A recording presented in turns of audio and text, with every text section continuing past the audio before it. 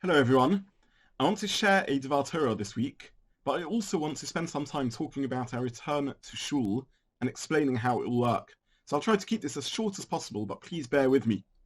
Firstly, Mazel Tov to Zach on his bar mitzvah, and of course to Elliot and Charlotte, grandparents Abrahams and Benjamin, and sister Talia in Israel, serving as an officer in Sahal, and Michal and Shira, who are here in England.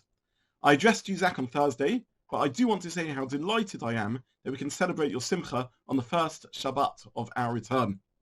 I also want to say Mazel Tov to Dr. Stephen and Talia Mann, and Hillel and Karen Broder on the marriage of their children, Eliana and Ephraim. And Ephraim, I'm really delighted that we can host your Ofruf in Shul this week. When we look at the Seder of Chukat, we often don't realize that it spans 38 years. It's really a Seder of transition.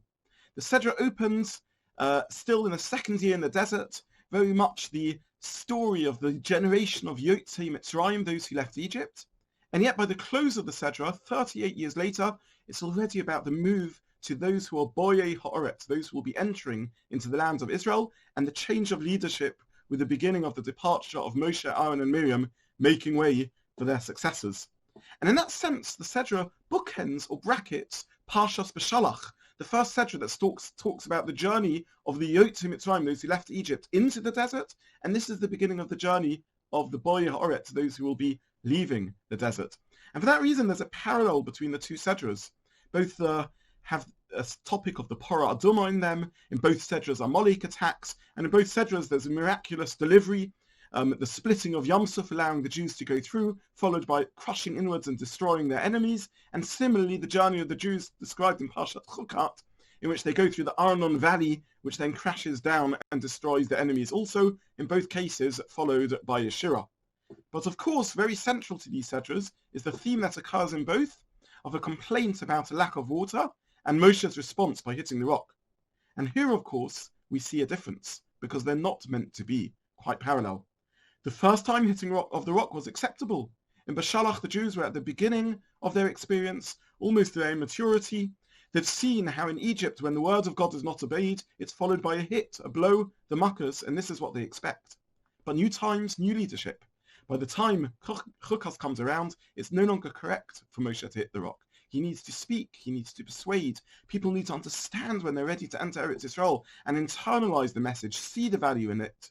And that's why Moshe's response wasn't correct. And it seems to me that this Shabbat also represents a transition for us as a community. 3 months ago, we were the generation that left shul, and now we begin to return.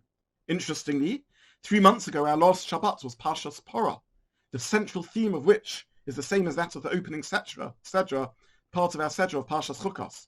Parah Aduma, the ritual of the red cow, a chok, a mitzvah we don't understand, perhaps reminding us that there is a lot that we don't understand. But with the beginning of a slow and cautious and safe return to normality, we need to recognize that we come back a little changed from the people that we were when we left. For many, these have been difficult times. Members of our community have suffered ill health, bereavement, loneliness, and financial challenges.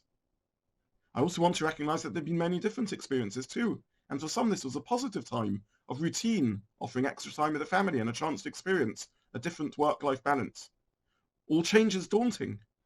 Whilst the start of the lockdown was certainly frightening and unsettling, we've become used to it, and perhaps with a return to semi-normality, we can also feel challenged. Maybe we're not so comfortable about going back to the shops, work, or the shul, and perhaps we worry about the health implications, or even just the inconvenience of having to travel to work, or no longer being able to just daven in our homes or in a very local garden minyanim. Similarly, some of us have received medical advice that we cannot yet rejoin the communal life. And with everyone beginning to be back in action, maybe we're worrying about being left behind. And I do want to say that my wife and I are there for you. Please feel free to contact. And of course, the shul will continue to offer both the davening, which will be now live streamed, and a vast and full array of shiurim and social activities over Zoom. But finally, and perhaps most importantly, as we return to regular life, hopefully we can reflect and draw some insight. These are personal matters, and no doubt everyone has their own thoughts. But in the context of shul life, many have said to me that recent experiences have left them with an enhanced appreciation of community and a determination to take advantage of tefillah with the minyan, to daven with as much kavanah as possible, and in particular, to be careful about kavod tefillah decorum in the sanctity of our Beit Knesset. These are all sentiments I would absolutely endorse. Ma tova alecha Yaakov, how beautiful our shuls and botei medrash can be when we appreciate them. So let's enhance our appreciation of tefillah, learn about its meaning, and improve our kavod beit knesset. And now let's talk about some of the practicalities of a re-entry into shul. Firstly, the shul lay leadership has been working tirelessly to allow us to make this return as soon as possible in a safe way, and I really want to thank all of them. As exciting as this new stage is, there's certainly challenges, and initially we're going to return to a shul that feels very different to the one we left. Communal life will be very restricted for now. No kiddush after davening, no opportunity to socialise as a group, and none of the vast numbers of events that normally take place that make Ner so buzzing. Tefillah will feel different. In rooms that are half empty, lots of smaller minyanim, shortened services and limited singing. And I really want to urge everyone to follow the guidelines that we have put in place, which are necessary. It won't feel like the Ner we know and love, but please bear with us, and hopefully in the not too distant future, things will be able to ease up a little more.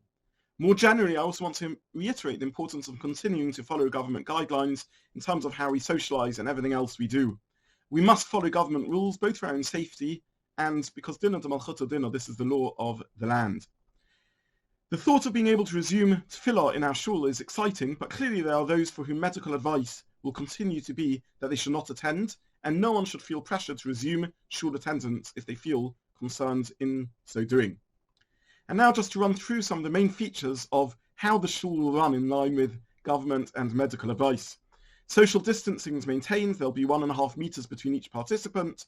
Face masks must be worn at all times whilst in shul, and singing, as I said, will be kept to a minimum. Of course, anyone with COVID symptoms or members of their household with such symptoms must not join a minyan.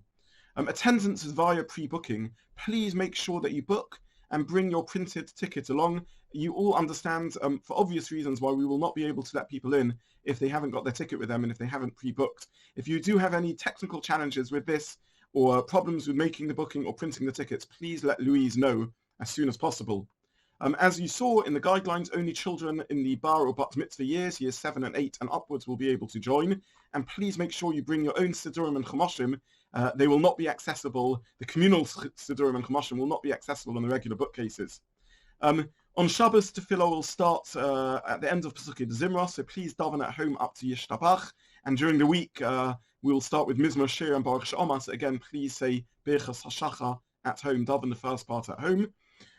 No tables will be available, so during the week, just think through in terms of talis and tefillin, and whether you might need to bring them with a couple of additional plastic bags around them so that they can be hung on the back of your chairs or placed on the floor.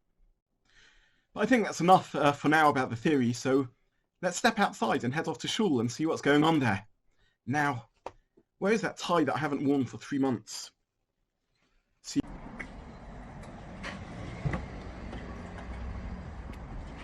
So I'm off to Ner. See you in a moment.